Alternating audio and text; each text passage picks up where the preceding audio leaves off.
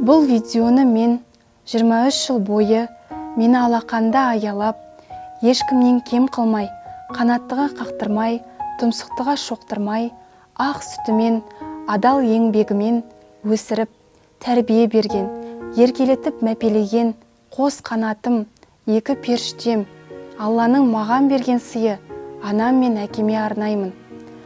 Анашым, әкешім, міне осы күнге де жеттік. Көздеріңіздің қарашығындай өсірген қыздарыңыз бүгін ұясынан ұшпақ. Бұл өмірге сіздердей жандардың қызы болып туғаныма Аллаға сансыз шүкірлер болсын. Сол үшін де Алла алдында парыздармын. Себебі менің анам әлемдегі ең сұлу, иманды, ибалы жан, өте дана әйел. Анашым, сендей ақ жаулықты, ақ пейілді ананың тәлімін алған мен қандай бақыттымын. Дүниедегі ең жұмсақ нәрсе ол сіздің аяулы алақаныңыз. Дүниедегі ең тәтті нәрсе ол сіздің ақ сүтіңіз. Анашым, сіздің әрбір айтқан сөзіңіз, кеңесіңіз менің мәңгі жүрегімде қалмақ. Ал әкем болса, мына әлемдегі ең мейірімді әрі қамқор жан. Әкем менің тірегім, қорғаным, асқар тауым. Ешқашан бетімнен қақпаған сөзімді сөйлеп, мерейімді үстем қылып, қолдап отыратын едіңіз.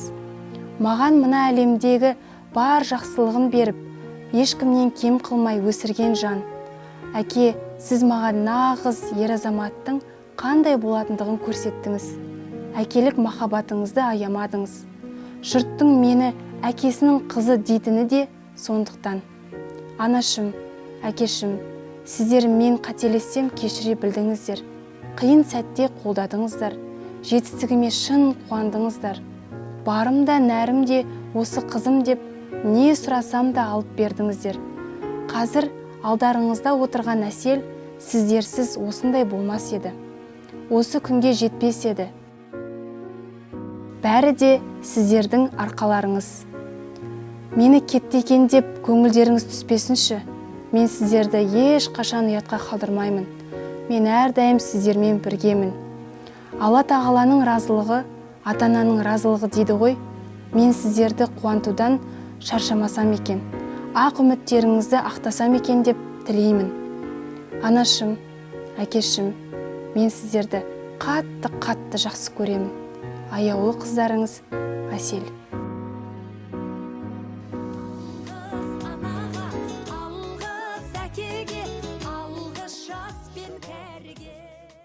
Бұл біздің Әселжанның ата-анасына деген разылығы, өзінің ішкі, қалай деп айтсам екен, ойын жеткізгісі келіп, бұлай өзі микрофонмен айтса, айта алмайын деп тұр, кемсеңдеп, жылайын деп тұр да.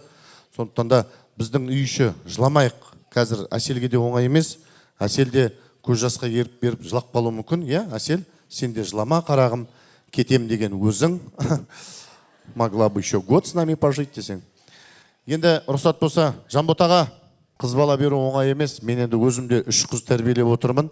Өсін күні ұзату жүргізсем жылап қалады бұп менде. Ай, даладағы адам ғой, былай қарап отырсаң. Өзім елестетіп қалам да, ертең 3 қызымды қалай берем деп. Сондай кезде бергің келмейді, иә. Мен де кейде ойлаймын, сондай мен сияқты бір күйеу бала тап болса екен, ата енесімен тұратын. Сен мені айтам. Сондықтан да рұқсат болса, Жанботаға айналайын, Әселжан қызыңызды ортаға алып келсеңіз.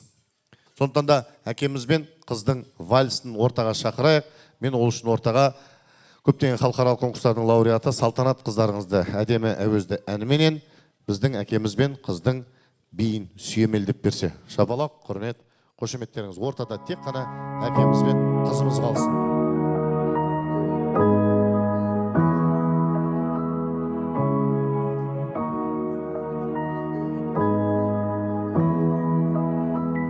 Жаратқан сені бізге тым ерекше сыйлап берді. Өзіңмен бірге несібе берекең үйіліп келді. Бақытым байлық жалғыз өзің ғана жүрегімдегі.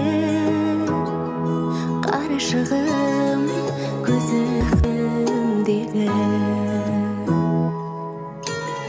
Сен келіп жақсылық толып біздің өмір өзгерді. Ата-ана бақыты бөледің сезім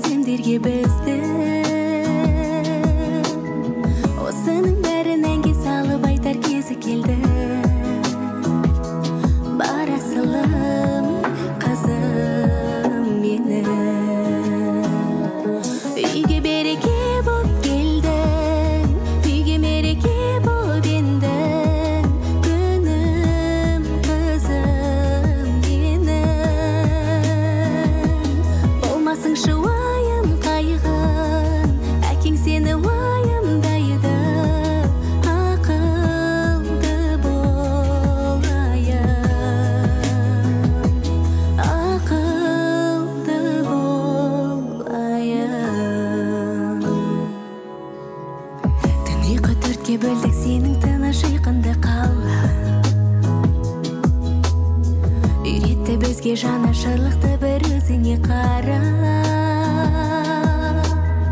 Сезім ұлғайды және арадағы жылу махаббат. Бақытымыз сенсін қымбат. Үйге береке боп келдің, үйге мереке боп ендің, күнім қызым менің. Болмасыншы уайым қайғың, әкең сені уайымдайды. Ақылды болайық,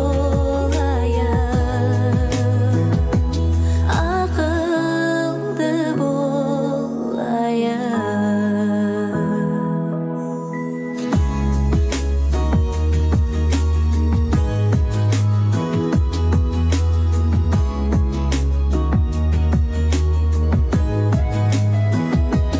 Болмасыншы уайым